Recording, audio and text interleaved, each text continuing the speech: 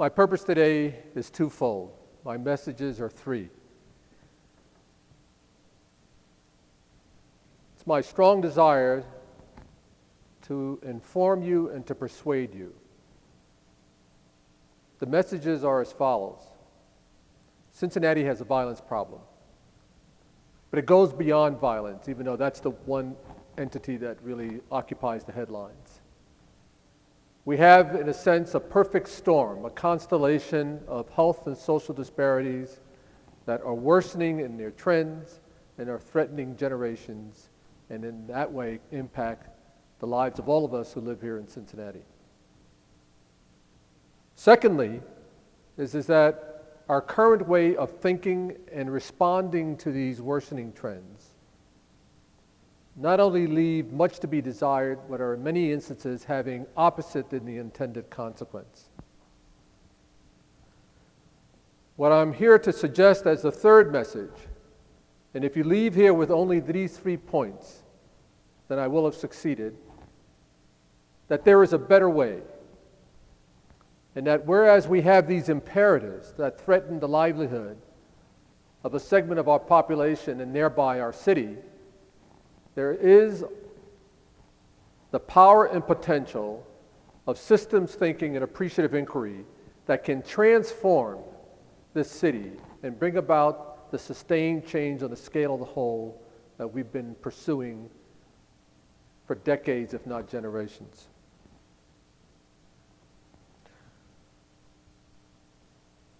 What I'd like us to do for a moment is to just close our eyes and really imagine something. Imagine that we have in this world buildings that actually create energy as opposed to consume energy. And that the excess energy that these buildings actually create are shared by other buildings. Imagine, if you will, that there are commercial buildings that are regenerative and that they produce energy that can then be fueled for other industries.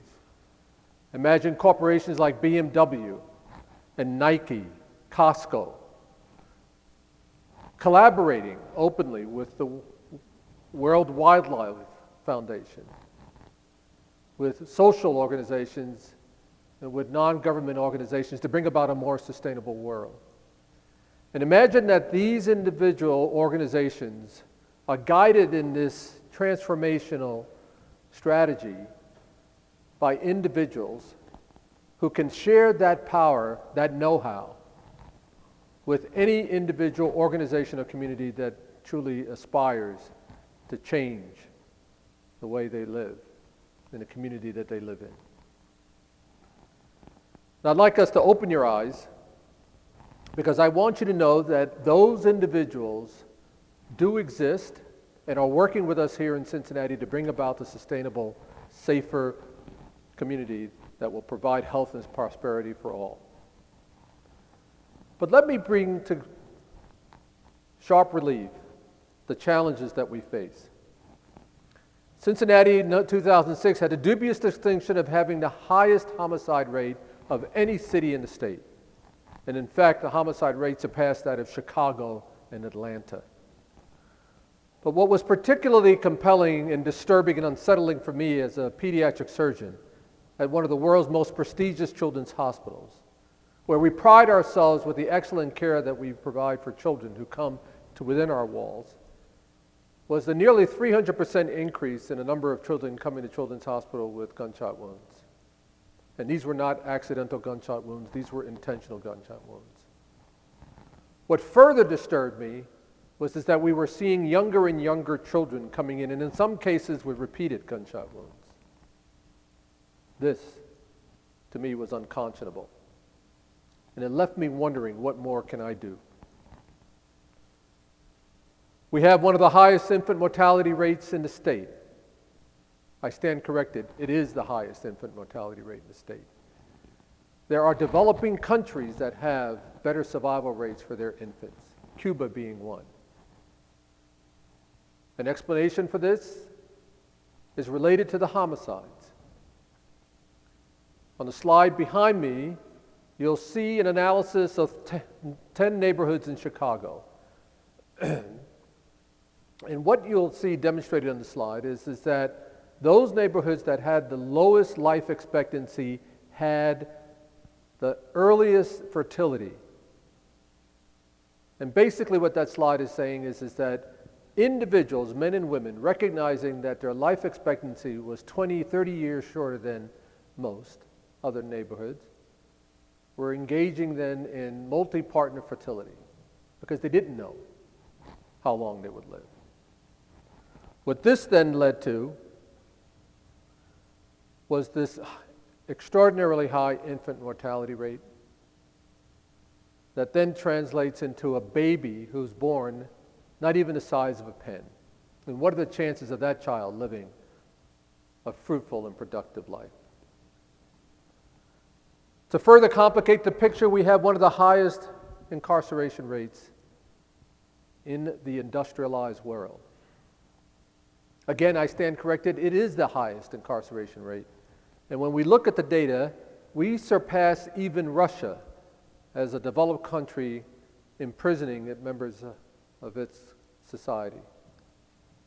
As a matter of fact, we have surpassed South Africa at the height of apartheid in the percentage of its population that it arrested. The prison industrial complex contributes to this perfect storm. A child who does not graduate from high school has a 50% chance of being in prison. 93% are released, but they're released with a felony record that permanently changes their life chances. And in fact, 2/3 of these young men who are in prison are released, are re-imprisoned within 3 years, principally because they cannot find work. This phenomenon of mass incarceration that we find in areas of concentrated disadvantage has now been recognized as really one of the major factors that fuels the epidemic of violence in communities around our country. One sociologist labels it as the new Jim Crow. Another at Princeton, Diva Pager, suggests that the life chances being so permanently altered contributes to this perpetuation of poverty and imprisonment. And new research then has looked at the impact of mass incarceration on communities, suggesting that this mass incarceration policy that we have embraced with almost fanatical delight is something that's contributing then to the destruction of many of our communities. So this perfect storm of high infant mortality, infant prematurity, obesity, diabetes, youth gang violence is destroying our community and in our cities, as well as our city. Now, many of us would then sort of say and ask the question, why is this? I would suggest that the reason is because we're focusing on the events. And when we focus solely on the events, we only have about 10% of the success in really bringing about a permanent change. What systems thinking does, and those of us who can excel at systems thinking, communities and organizations that excel at systems thinking, look below the surface and recognize that what really needs to happen is to look beyond the patterns of behavior into the structure, the system structure, to then determine the fundamental solutions. It is this discipline that we have embarked on here in Cincinnati, a group of us, with the help of Peter Senge, perhaps the foremost thought leader as far as systems thinking. And what his suggestion is that with this persistence with symptomatic solutions, that we find ourselves then contributing to this dynamic of infant prematurity, infant mortality, mass imprisonment, poor educational achievement, low skills, no skills, joblessness, unemployment, and the cycle continues and continues and continues. And it is until we then take the initiative and have the conscious will to look at fundamental solutions, only then will we then break this cycle. It is our addiction to the quick fixes that has left us in the situation where we are today. Now you might ask then, why is it so difficult to then change and bring about sustained change? I would suggest that part of the problem is that we think that we're not part of the system, that the system is out there. And we as noble change agents are here to fix the problem. When we excel at seeing the systems, we recognize that we are part of the system. And that unless we're able to then take a look at our role as contributors, will we then, only then, be able to bring about an open awareness of what's possible and what are the positive changes that can take place.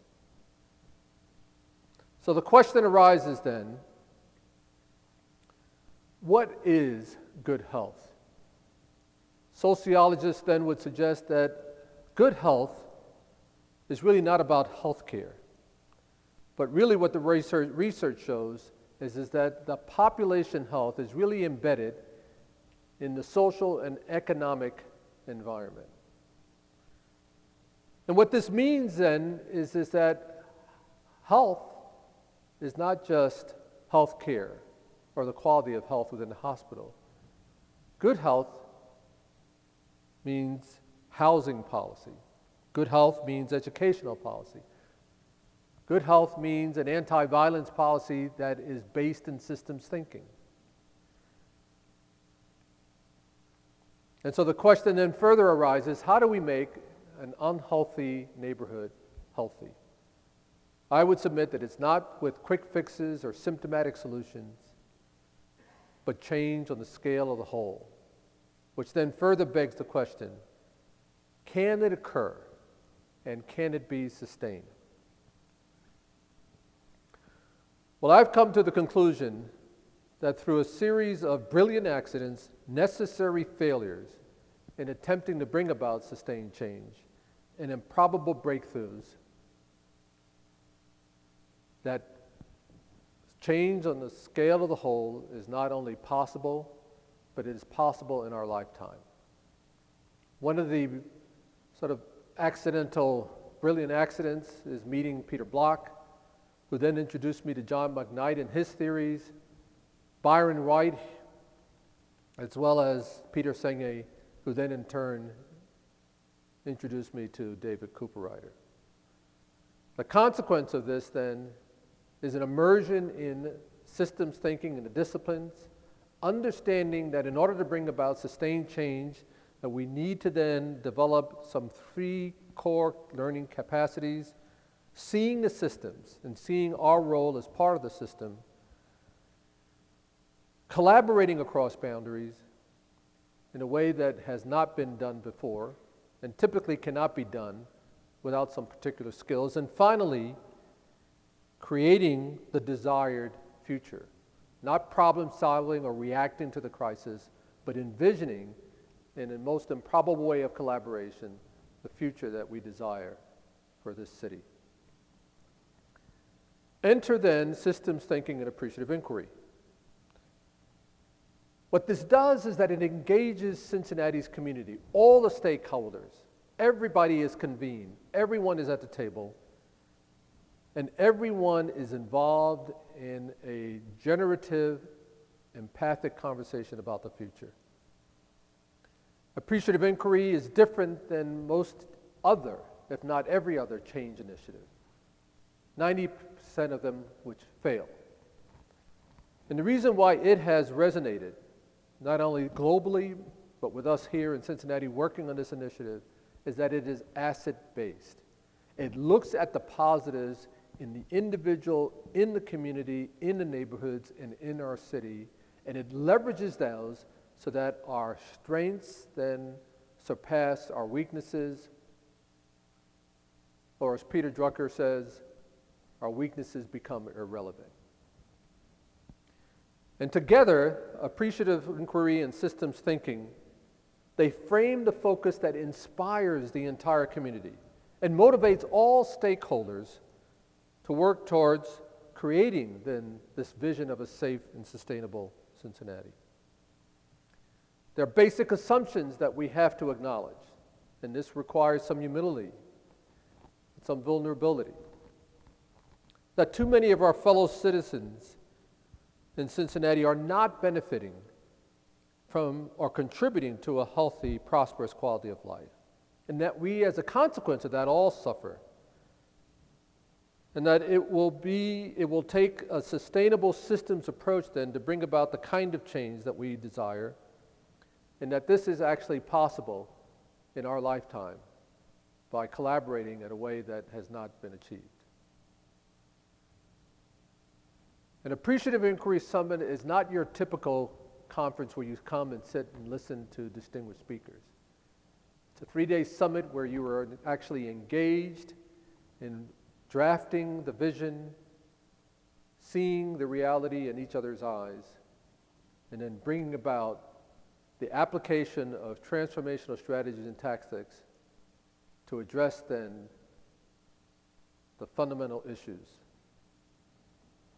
This is something that has had its roots here in Ohio. David Koop pioneered this at Case Western Reserve, and it has had its application not only in the individual communities throughout the country, but nations throughout the world. It has been applied to address ecological issues, social issues, as well as poverty.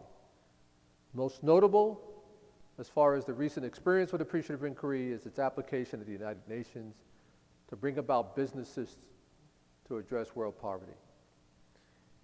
It is distinctly different from your typical usual business approaches to change by divesting itself from problem solving to looking at the community as a living system, and in so doing, appreciating what gives life, what's working, what's best, imagining what can happen, designing what might be, and then creating what will be.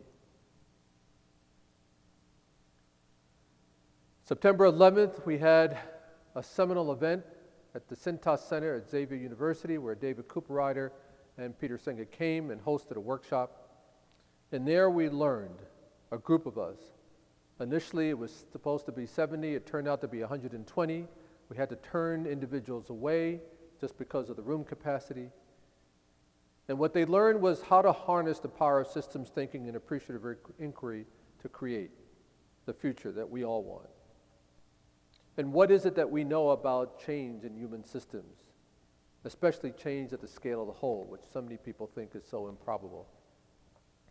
Cooper Ryder explored AI, and you're going to see an example of that with a short video. And there were lessons and insights about what it really takes to collaborate at the systems level. At this workshop, we had CEOs listening intently.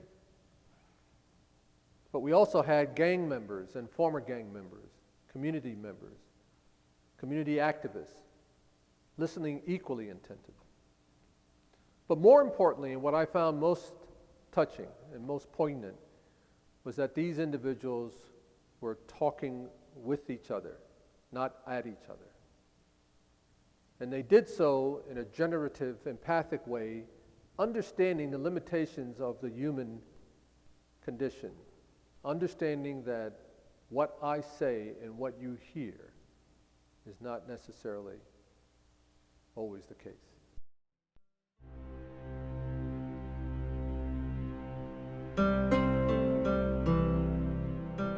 And I think that once we get everybody to appreciate, or at least expose them to the concept of systems thinking, that will then sort of transition into the power of tapping into the inner strengths. You know, we so focus on all the negatives that are within the community, okay, that we don't realize that within that same community there are these enormous strengths.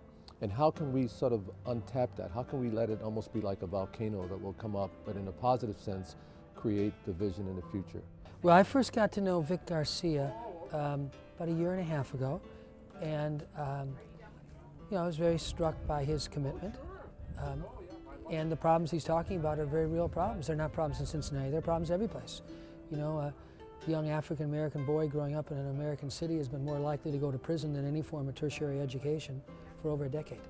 It was Peter that I approached shortly after an event where I was just absolutely moved to tears by a young man who walked into a court building in chains and stripes.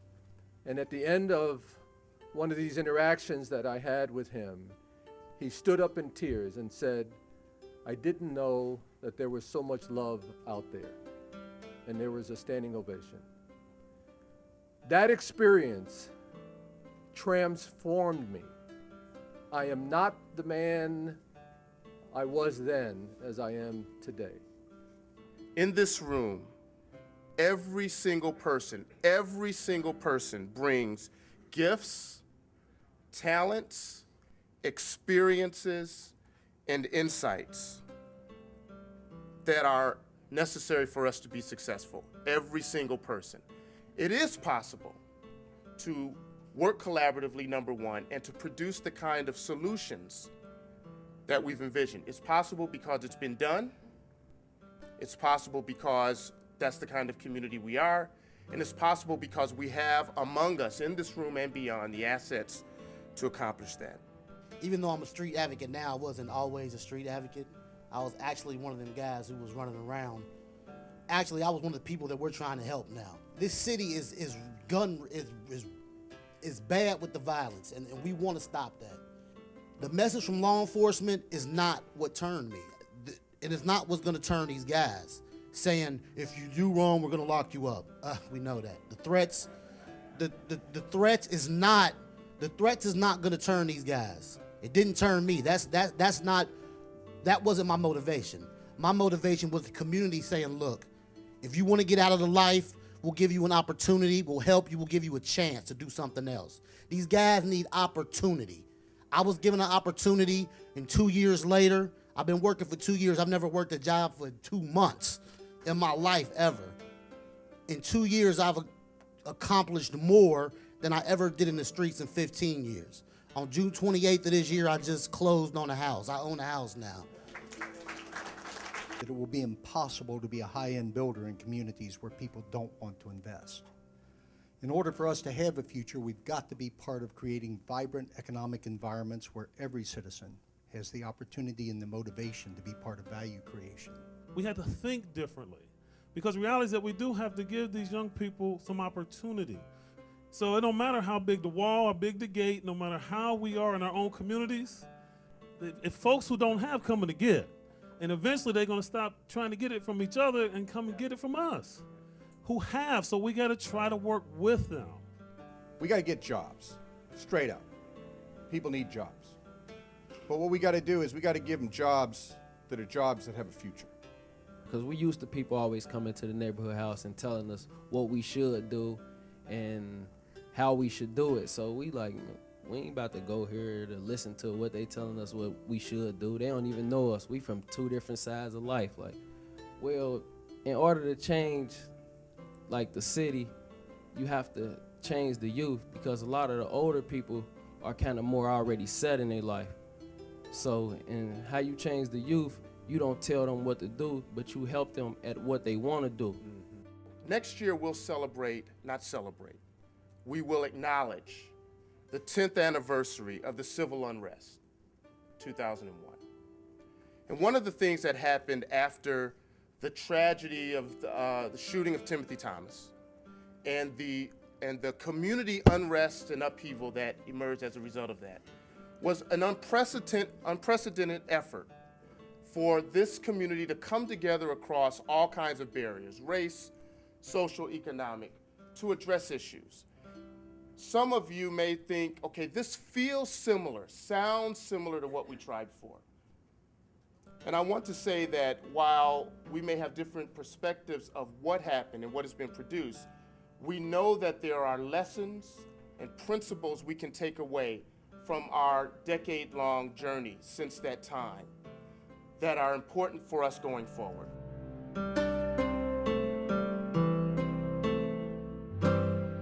The Queen City of Innovation namely for everyone. Coming together to crown the Queen City with prosperity for all. Respect across boundaries in order to have healthy families and a prosperous community. Whole justice and whole prosperity in a whole community. Coming together as a hospitable community that cares about safety, empowerment, and economic equity for all people. A city designed for the future. Being a part of communities instead of communities apart.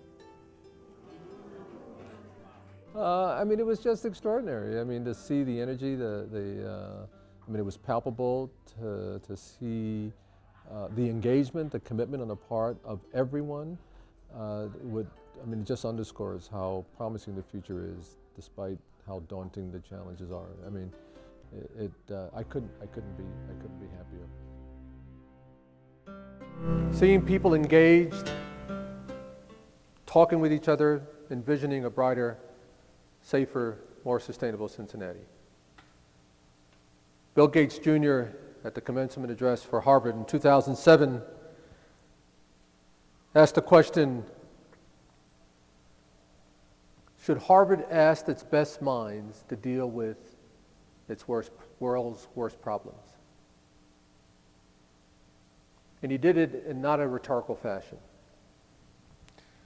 My TED wish is for the best minds in this audience to join me and others working with me in dealing with some of Cincinnati's most vexing and seemingly immutable, intractable problems. We find ourselves today grappling with the same conditions that were brought to the surface as far back as 1899. W.E.B. Du Bois was one of the first civil rights activists and sociologists who refuted the claims of Frederick Hoffman that the higher mortality rates of the Negro in Philadelphia was because of their immorality, their intemperance, and their racial inferiority. Combining scholarship and fervent advocacy, Du Bois demonstrated that if the economic and social disparities and inequalities were addressed, that the lifespan of the Negro infant would be extended and approach normal. Where we live, where we work, in the neighborhoods where our families reside, are more potent killers and determinants of our life and longevity than germs and viruses. Join me in making Cincinnati a safer and more sustainable city for not only us, but for our children. Oh, by the way, let me introduce to you the gentleman behind us. His name is David Wilhelm. He was part of the Appreciative Inquiry Systems Thinking Workshop, September 11th. For those of us in the audience who are somewhat skeptical about change and the scale of the whole and the ability to bring employment, particularly in this time of recession, David just accomplished the improbable, and that is a $250 million solar farm to be built in Southeast Ohio, promising 600 jobs, 300 permanent jobs. Thank you for your attention.